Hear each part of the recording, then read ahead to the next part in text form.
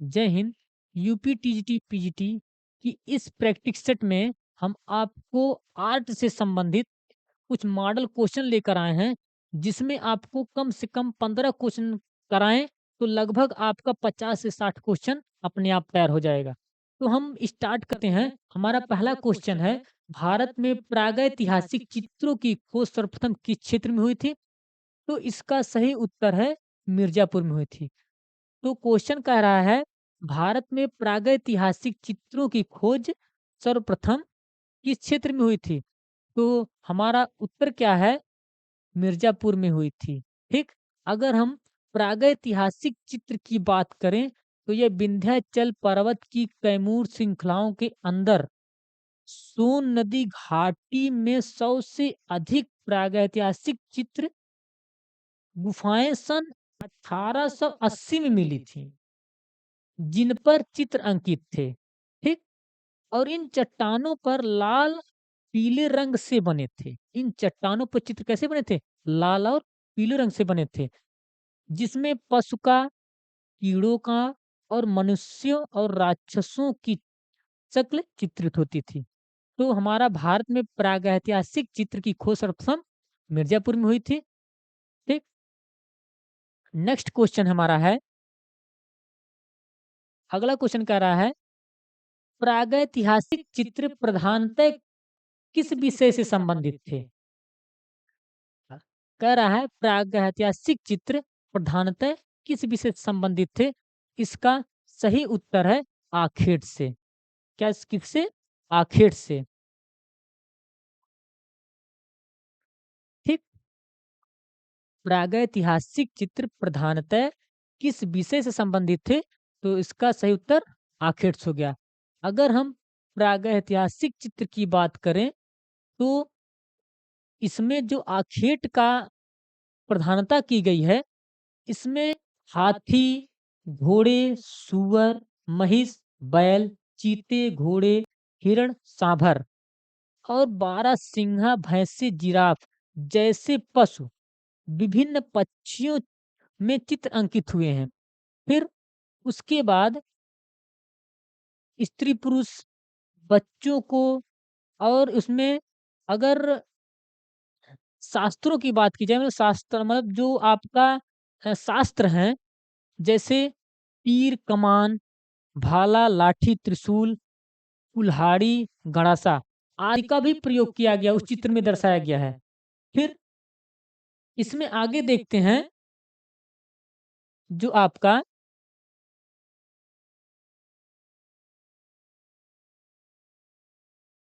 जब यह चित्र प्रागैतिहासिक चित्र में किया गया था, तो वहां पर गेरू, रामरज और खड़िया जैसे रंगों का प्रयोग हुआ था। इसका गेरू, रामरज और खड़िया जैसे रंगों का प्रयोग हुआ था, जिसमें लोग पेड़ की टहनी को काट कर तूलिका बना करके रंग भरने का प्रयोग करते थे। ये हमारा था आखेट से संबंधित कुछ मुख्य तथ्य। अब नेक्स्ट क्वेश्चन देखते हैं हम। नेक्स्ट क्वेश्चन कहता है, बाघ की गुफा कहाँ स्थित है? किसकी गुफा? बाघ की गुफा कहाँ स्थित है? इसका सही उत्तर होगा मध्य प्रदेश में। कहाँ पर? मध्य प्रदेश में। अगर हम बाघ की गुफा को थोड़ा सा विस्तार से जानते हैं, तो यह गुफा भगनी नदी के पास है। बाघ की गुफा कहाँ पर है? भगनी नदी के पास है। यह गुफा गुप्त काल की है। किस काल की है? गुप्त काल की। पहला पॉइंट ही रखेंगे, बाघ की गुफा कहाँ स्थित है? मिर्जापुर, मध्य प्रदेश में। और दूसरा पॉइंट इसका यहाँ पर निकल के आता है, यह गुफा भगनी नदी के पास है। और तीसरा पॉइंट इसका याद रखेंगे, यह गुफा गुप्त काल की है। किस काल की है? गुप्त काल की है। और चौथा पॉइंट ये भी रखेंगे, इस गुफा को पंच पांडु, क्या? पंच पांडव के नाम से जाना जाता है। इस गुफा को पंच पांडव के नाम से भी जाना जाता है। फिर आगे एक बाघ गुफा की बात किया जाए, इसमें कुल 9 गुफाएं हैं। कितनी गुफाएं हैं? कुल 9 गुफाएं हैं, जो सभी की सभी गुफाएं बिहार गुफा है। ठीक। ये महत्वपूर्ण पॉइंट है, जो सभी की सभी कौन सी गुफाएं? बिहार की गुफा है। फिर आगे और चर्चा किया जाए बाघ गुफा पर, तो यह गुफा बौद्ध धर्म से भी संबंधित है। किससे? बौद्ध धर्म से भी संबंधित है। इसका मेन जो बाघ गुफा का मेन जो इसका आपका टॉपिक अगर तथ्य निकाल के आया, तो पहली गुफा जैसे पूछ लेता बाघ की पहली गुफा का नाम, किसका? बाघ की पहली गुफा का नाम, बाघ का जो पहली गुफा है वह ग्रह गुफा है, ठीक? पहली गुफा ग्रह गुफा, दूसरी गुफा पंच पांडु, कौन सी गुफा? पंच पांडु, तीसरी गुफा को हाथी खाना कहा जाता है, ठीक? बाघ की तीसरी गुफा को हाथी खाना कहा जाता है, और चौथी गुफा को रंग महल, कौन सा? रंग महल, ठीक? क्वेश्चन आपका इस तरह बन जाता है, बाघ की चौथी गुफा को किस गुफा का नाम से जानते हैं? तो रंग महल के नाम से, ठीक? और पांचवी गुफा पाठशाला, ठीक? आपका कम से कम एक प्रश्न से इतना प्रश्न तैयार हो गया। पांचवी गुफा कौन सी? पाठशाला, ठीक? तो आगे हम नेक्स्ट पे चलते हैं। अगला क्वेश्चन हमारा है, चौथा क्वेश्चन है, चौथा क्वेश्चन कह रहा है शिव विवाह से संबंधित दृश्य गुफा कहाँ पर प्राप्त हुआ? कह रहा है कि शिव विवाह से संबंधित दृश्य का चित्र किस गुफा में प्राप्त हुआ है, ठीक? बहुत बढ़िया क्वेश्चन है। कह रहा है शिव विवाह से संबंधित चित्र, जो शिव का विवाह था उससे संबंधित जो चित्र हुआ था वो किस गुफा में प्राप्त हुआ था, ठीक? अजंता की गुफा में, एलोरा की गुफा में, सित्तलवासल की गुफा में, बादामी की गुफा में। आपका इसका सही उत्तर जा रहा है कहाँ पर? बादामी की गुफा में, ठीक? शिव विवाह का जो चित्र मिला था वो जो किस गुफा से संबंधित था? वह बादामी गुफा में, ठीक? अगर हम बादामी गुफा की बात करें तो इसकी बादामी गुफा की बात करें तो ये कर्नाटक की बीजापुर में स्थित है। किसके? कर्नाटक के बीजापुर जिले में स्थित है, ठीक?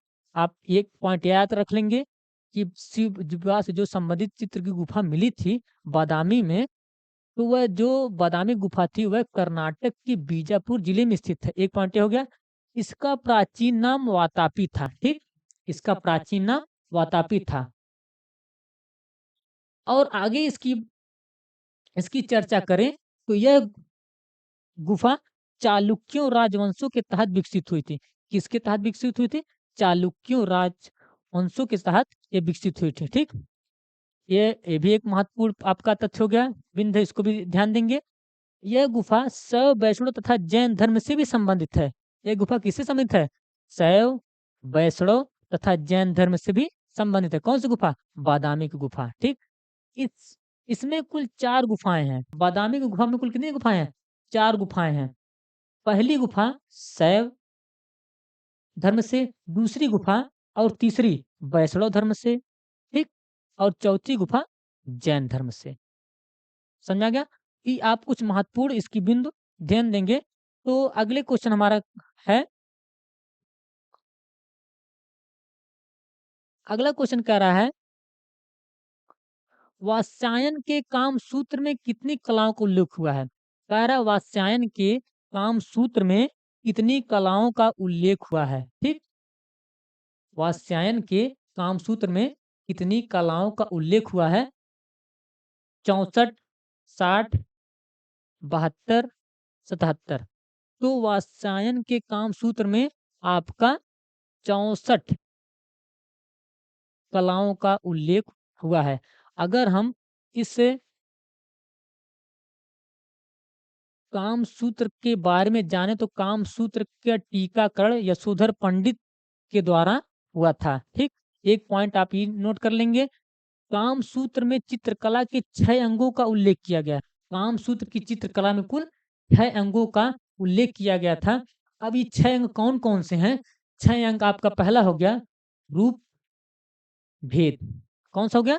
रूप भेद। दूसरा हो गया प्रणाम, तीसरा हो गया भाव, चौथा हो गया लावण्य योजना और सादृश्य वणिका भंग, ठीक है? कौन सा हो गया? रूप भेद, प्रणाम, भाव, लावण्य योजना, सादृश्य और वणिका भंग। आपका ई कुल कितना हो गया? 6 अंग हो गए।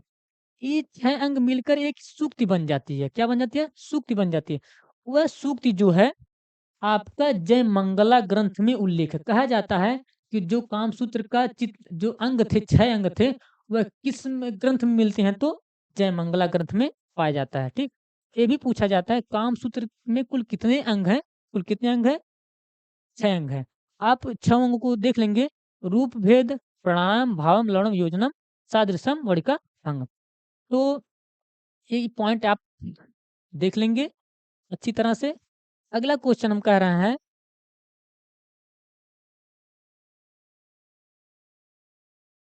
अगले क्वेश्चन की बात करें तो इसमें नीले रंग का पूरक अथवा विरोधी रंग का नाम बताइए। कह रहा है नीले रंग का पूरक, किसका? नीले रंग का पूरक अथवा विरोधी रंग का नाम बताइए।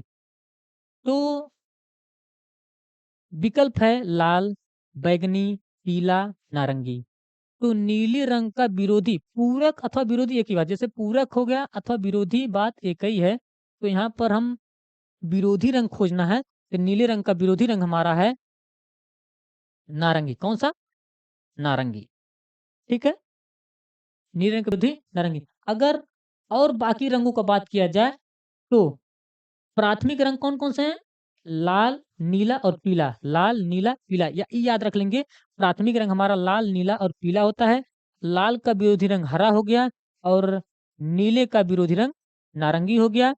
फिर आगे बात किया जाए तो इसमें पीले का विरोधी रंग बैंगनी हो गया। ठीक, कौन सा? देखिए, आप यहाँ पे 3-4 टॉपिक अपना याद रखेंगे कि इसमें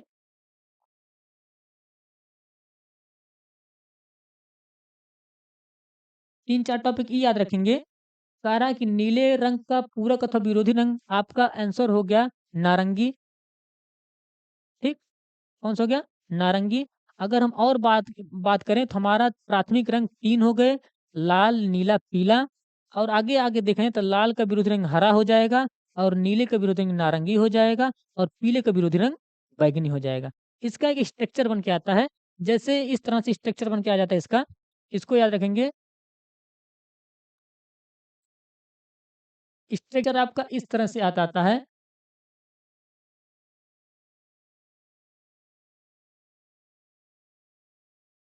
ऐसे अगर हम यहाँ पर इन रंगों को रखा जाए, जैसे लाल का विरोधी रंग हरा, अगर हम यहाँ पर लाल रख दें, यहाँ पर हमारा हो जाएगा हरा।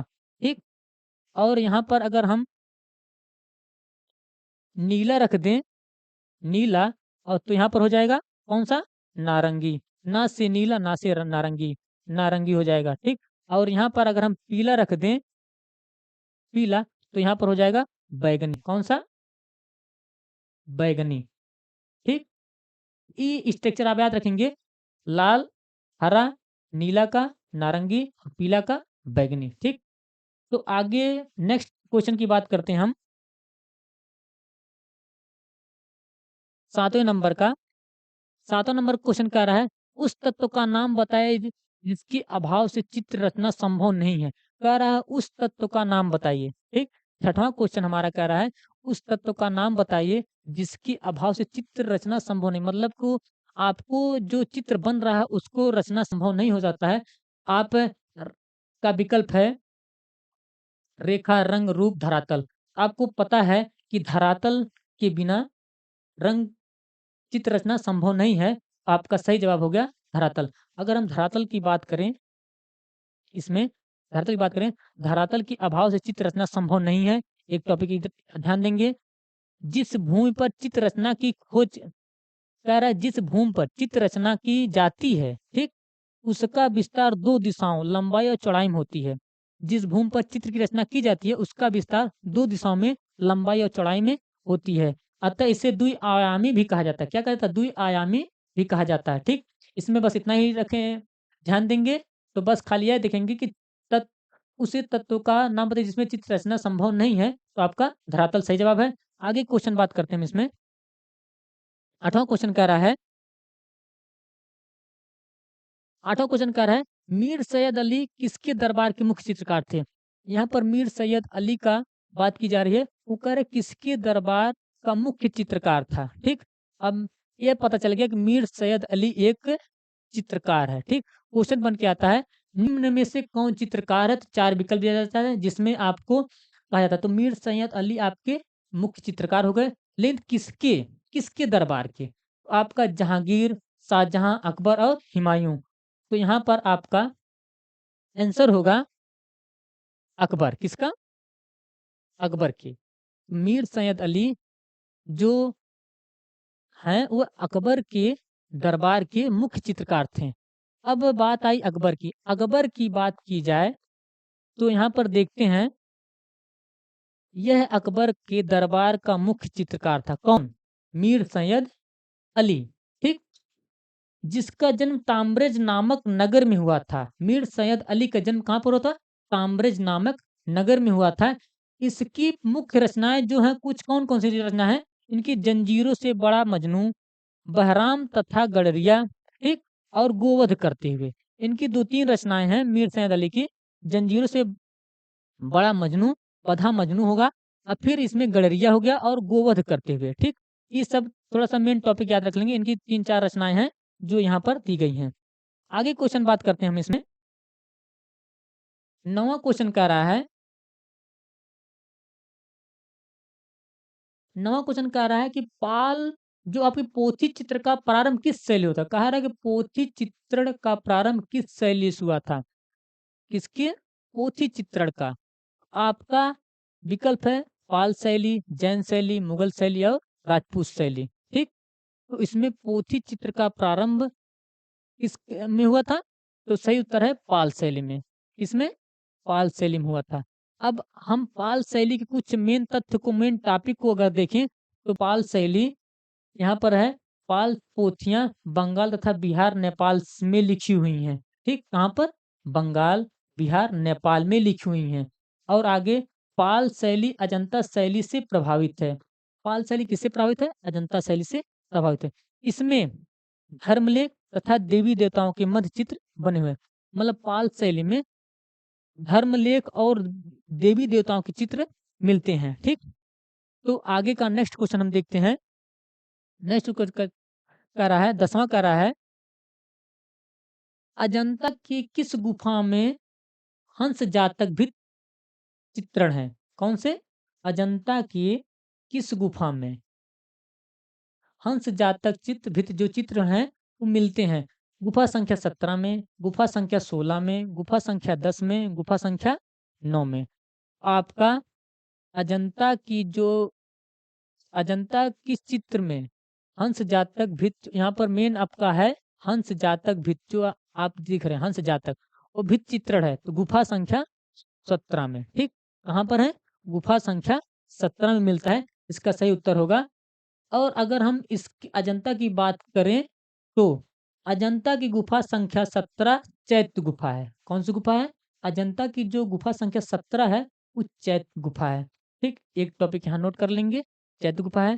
फिर इसमें बुद्ध के जीवन से संबंधित चित्रों की अपेक्षा, मतलब कह रहा है इसमें बुद्ध के जीवन से संबंधित चित्रों की अपेक्षा जातक कथाओं के चित्र अधिक हैं।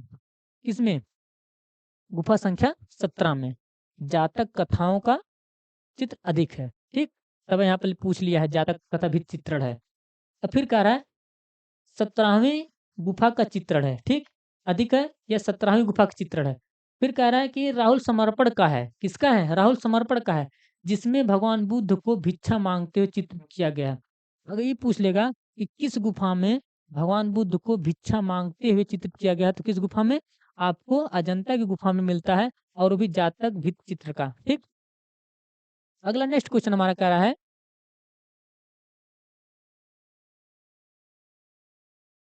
11वां क्वेश्चन की बात करें तो अजंता की गुफा संख्या 1 का निर्माण काल। ठीक।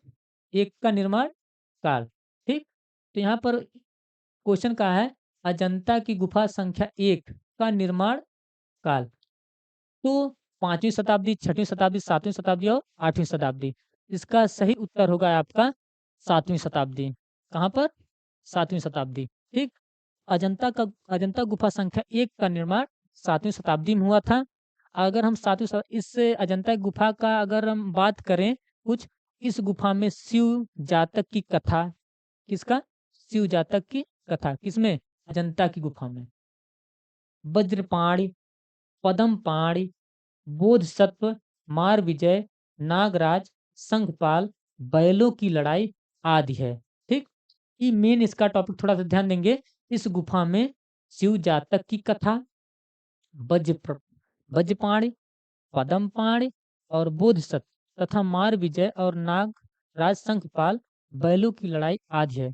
इस गुफा एक बिहार गुफा है। ठीक, कह रहा है गुफा संख्या एक कौन सी गुफा है? बिहार गुफा है। ठीक, ये भी एक तो ध्यान देंगे, गुफा संख्या एक हमारे बिहार गुफा है। अगला बात करें, इसमें हाथ में कमल लिए हुए बोधिसत्व को विश्व चिंतन मतलब विश्व चिंतन में लीन दर्शाया गया है। ठीक, जो इस गुफा में जो आपके बोधिसत्व हैं वो विश्व चिंतन में लीन दिखाया गया है, दर्शाया गया है। ठीक, तो कुछ टॉपिक को आप यहाँ पर नोट कर लेंगे। अगला क्वेश्चन हम कह रहे हैं, 12वां क्वेश्चन है, इसमें कौन असंबंध है? कह रहा है इसमें कौन असंबंध है? तो आपका विकल्प है यहाँ पर मंसूरी, मनोहर, बेहजाद और मिस्किन। तो इसका सही जवाब होगा आपका असंबंध, आपका बेहजाद है। कौन है? बेहजाद। अब कैसे भिन्न हो गए इस विकल्प में से, तो इसकी बात करते हैं। देखिए, बिशन दास, गोवर्धन, दौलत, तुलसी, मनोहर और मिस्किन और मंसूरी, इतने लोग, कितने लोग? बिशन दास और गोवर्धन, दौलत, तुलसी, मनोहर और मिस्किन, उसके बाद मंसूर, जहांगीर काल के चित्रकार थे। किसके? जहांगीर काल के। ठीक, लेकिन जो बेहजाद थे वो बाबर काल की फारसी चित्रकार था। कौन सा? बाबर काल का फारसी चित्रकार है, इसलिए इसको इसमें असंबद्ध कर देगा। कहने का मतलब मंसूर और मनोहर और मिस्किन किसके थे? जहांगीर काल के थे, और बेहजाद किसके था? बाबर काल का फारसी चित्रकार था। ठीक, तो ये टॉपिक आप और ध्यान दे देंगे। अगला क्वेश्चन हम कर रहे हैं, 12वां क्वेश्चन कह रहा है, राजपूत शैली किसका सम्मिलित नाम है? कह रहा है,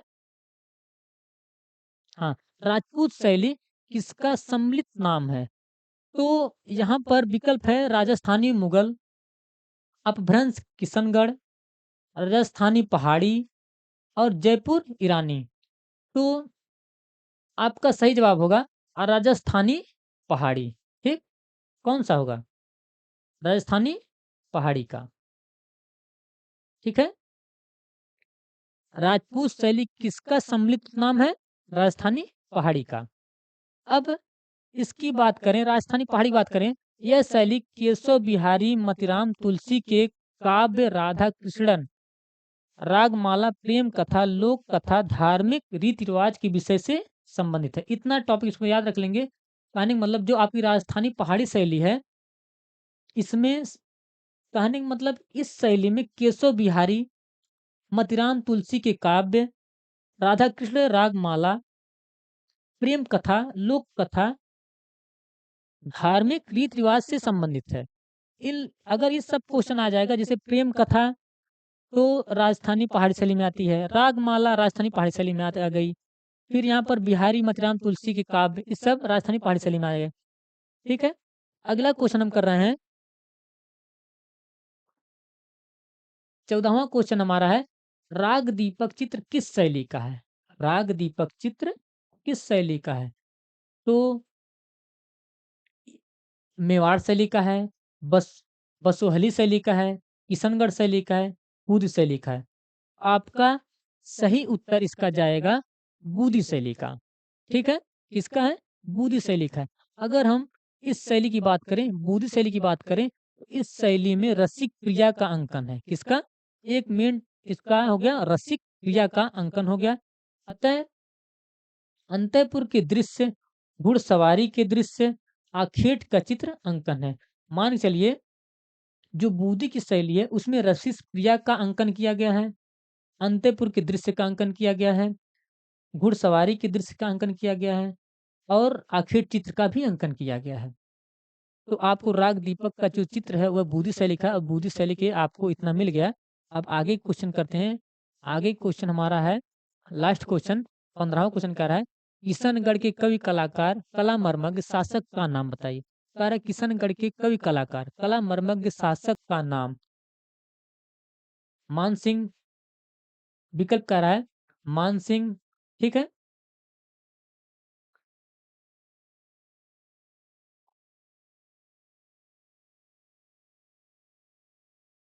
देखिए, क्वेश्चन है किशनगढ़ कवि कलाकार कला मर्मज्ञ शासक का नाम। विकल्प है मान सिंह, सावन सिंह, संचार चंद और हरीश सिंह। आपका इसका सही उत्तर जाता है सावंत सिंह पर। किस पे? सावंत सिंह पर जाता है। अब हम सावंत सिंह की बात करें तो सावंत सिंह जो है राजा सिंह के बाद उनके पुत्र सावंत सिंह राजा हुए। मान के चलिए कि राजा सिंह के बाद जो सावंत सिंह है वह राजा हुए। उनकी पत्नी का नाम पासवान, पत्नी का नाम नहीं था, मतलब उनकी एक पासवान थी। पासवान मतलब होता है जैसे जिसकी रक्षा, जो रक्षा करे। तो पासवान का मतलब रक्षा करे। तो उनकी पासवान जो बनी ठनी था, उनका पासवान का नाम क्या था? बनी ठनी। फिर आगे कह रहा है कि जिससे उनको प्रेम हो गया और उसको राधा का स्वरूप मानते थे। मतलब उनकी जो पासवान थी सामन सिंह की, उनसे प्रेम हो गया, उनका नाम बनी ठनी था और उनको वह राधा, राधा के स्वरूप में मानते थे। ठीक, तो राधा का एक नाम नागरी भी था। ठीक, ये भी रख दे, ध्यान देंगे। राधा का एक नाम क्या है? नागरी भी था। इसलिए राजा अपने नाम नागरी दास भी रख लिए। ये मेन टॉपिक इसका देखिए कि किशनगढ़ कवि कलाकार कला मर्मज्ञ शासक का नाम सावन सिंह है। अगर सावन सिंह बात करें तो यह राजा सिंह के बाद उनके पुत्र हैं। सावन सिंह के पुत्र, सावन सिंह के पिता हैं और उनका ये पुत्र हो गए। इनकी एक पासवान बनी ठनी थी। क्या थी इनकी एक? इनकी पासवान का है बनी ठनी थी। और फिर उन्हीं उन्हीं से उनको प्रेम हो गया और वह बनी ठनी को क्या मानते थे? राधा का स्वरूप मानते थे। किसका? राधा का स्वरूप मानते थे। ठीक, और राधा का एक नाम नागरी भी था। कौन सा नाम था? नागरी भी था। इसलिए राजा अपना नाम क्या करवा लिए? नागरी दास कर लिए। मतलब इतना प्रेम करते थे। ठीक, आपको इस टोटल 15 क्वेश्चन में लगभग बहुत क्वेश्चन मिले होंगे। तो हम मिलते हैं आपको नेक्स्ट क्लास में नेक्स्ट प्रैक्टिस के साथ। ठीक, जय हिंद।